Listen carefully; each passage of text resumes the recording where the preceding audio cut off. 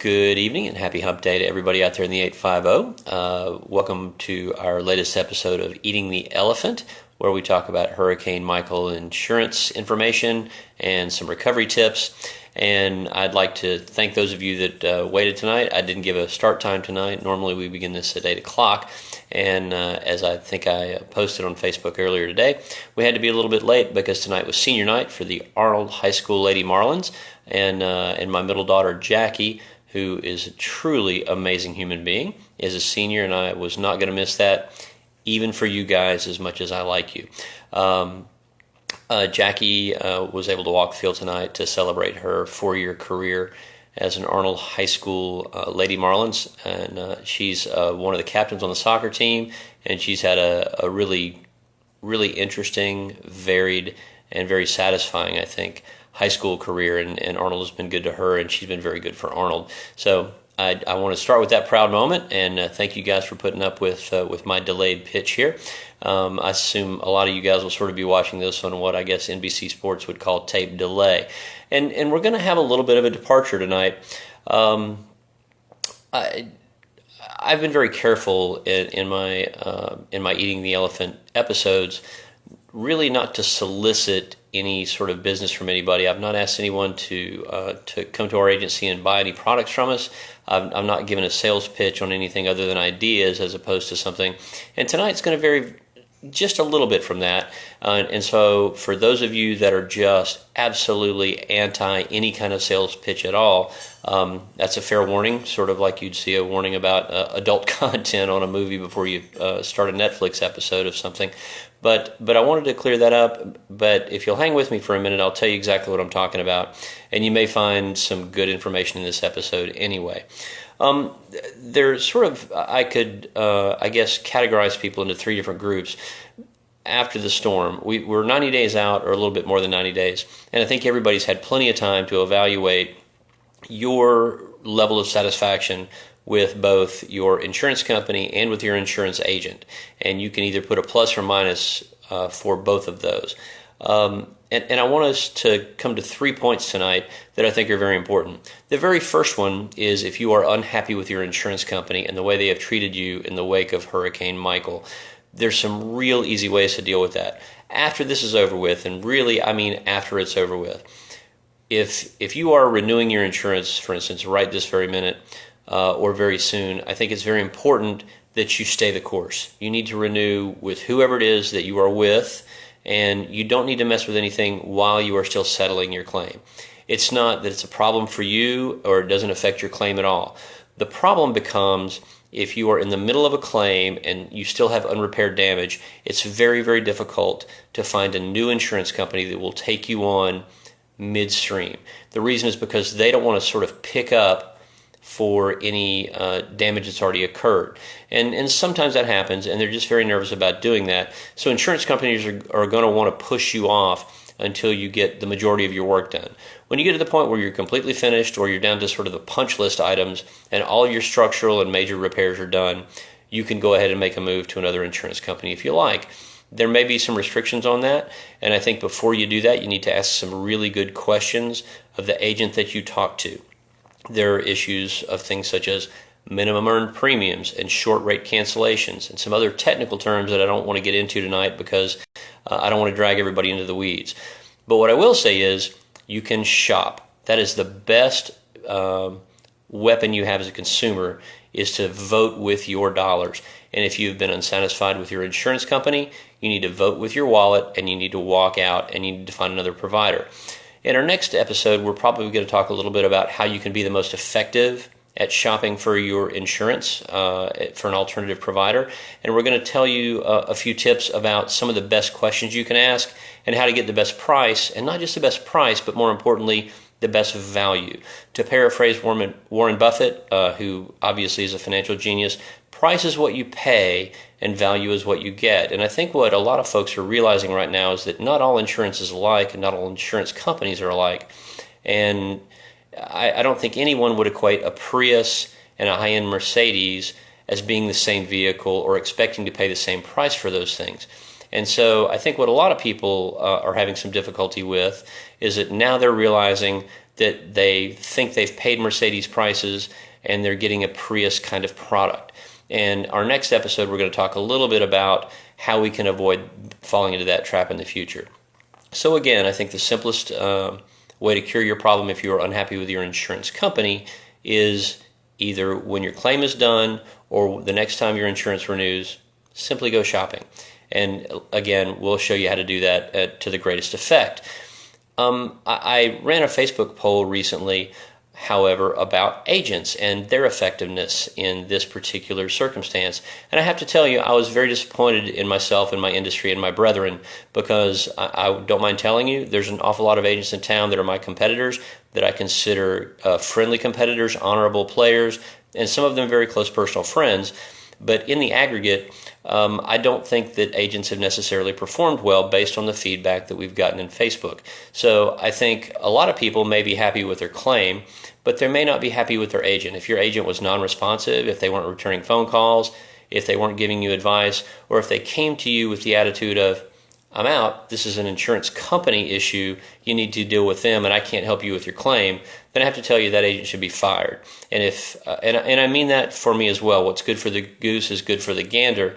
And if our office did not perform well, I don't think we deserve to keep our job. I'll be perfectly upfront with that. And I hold other agents to that very same standard. So I want to suggest that if you're happy with your insurance company, let's say it's Wile E. Coyote Insurance, and they have performed well, but you've called your agent and asked for a little bit of help, and they've not been able to return your phone call, they've been non-responsive, or they've told you that it's really just not their function. Well, frankly, your insurance company, I think, has earned your continued business and your continued premium dollars. Your agent, on the other hand, has not earned his paycheck. So what you can do is there's a process known as an agent of record. And I have one here. It's not terribly complicated. It's a one-page document. And really all you have to do is fill in policy data up top, which your new agent can do, and then you sign it and simply designate to the insurance company that you would like a different agent. Now, if we underperform and you are a Tower Hill client and you found good success with them, hopefully you came into our office to visit with them, but for some reason we underperformed, then you need to move along. I really believe that is true. And what I would suggest you can do is, if you will research properly, we'll talk about this process as well next time, but if you will find a new agent that you're happy with, or maybe one that you've had good success in getting some advice with or some help with through this process, all you have to do is, with a pen stroke, you can move your current policy to that new agent. I would like to caution you, if you have a personal relationship, particularly a close personal relationship with your current agent, you've been dissatisfied with their processes, with their lack of help, you need to understand that the agent is going to understand that you have taken their policy away from them and moved it to another provider. So as much as you may want to do this, I would say it's a process that may rattle some feelings. So if you have a very close personal relationship, I think you should use care. And you may not want to use this procedure. What you may want to do instead is simply go shopping, move to another insurance company, and it won't pop up on their radar. But the way to do this, if you would like to find a new agent, is to simply go to the new agent's office or give them a call, tell them what you've got. I have a policy with XYZ Insurance Company. I understand you have access to that insurance company, and I would like to move this policy to you. They'll be thrilled almost without exception.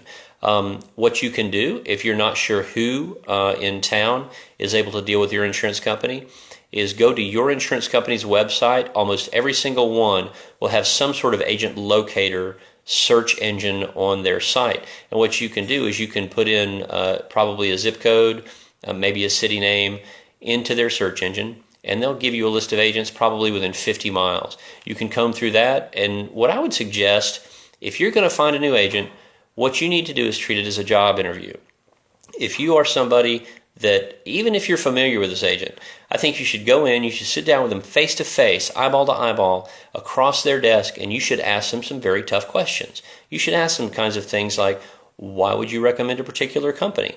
You've given me a quote. What is not covered in this quote? What are some limitations? What do the finances look like of this insurance company? And after the next hurricane, what are you going to do for me? How are you going to earn your money? What makes you different? What makes you better than the agent I'm with now? And I think you should get very good answers to those questions. And if you do not, it's very simple. You move along to the next one. There are lots and lots of insurance providers in this town, very, very good ones. We have an awful lot of folks, I think, that do a very good job at what they do. And if you have a particular point of view that maybe doesn't sync up with that agent, or maybe they don't give you adequate answers, move along. The reason I say treat this as a job interview is your agent is interviewing to be hired by you. You need to make sure that it's a good hire.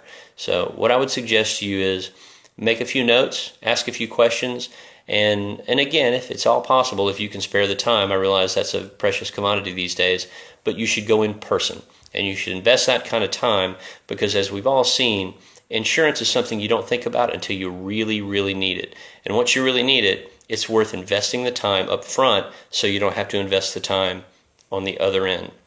That's the suggestion I'll make. And again, in our next Eating the Elephant episode, we'll talk a little bit better about how to shop, where to shop, and how to get the best price and the best result and the best, most importantly, the best value for you and your premium dollar. Again, agent of record, if you want to fire your agent, if you want to fire your insurance company, make phone calls and simply shop, or talk to your current agent if they've been affected.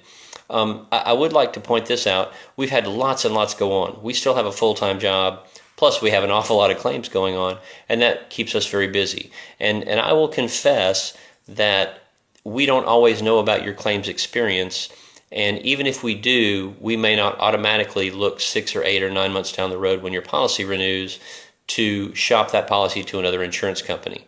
We may not really understand your experience. So again, as I say with your claims activity, be proactive, be your own advocate. Call your agent and explain to them that you are unhappy with your experience and you want them to go shopping.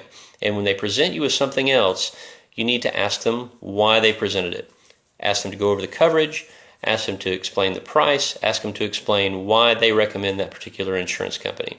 And finally, what I will say is, assuming you're happy with both your agent and with your insurance company, you still need to trim your sails.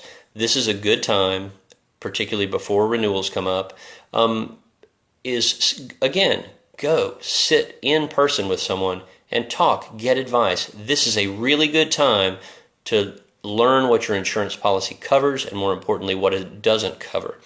I think the worst thing you can do, and I think a lot of people have experienced this, is they bought something that they did not understand until after they needed it. So what I would suggest you do, again, even if you're happy with your experience, is go in, speak to your agent, sit down, interview them, and have them explain a little bit about your coverage, what you do and don't have, what the limitations are, and what the good parts are.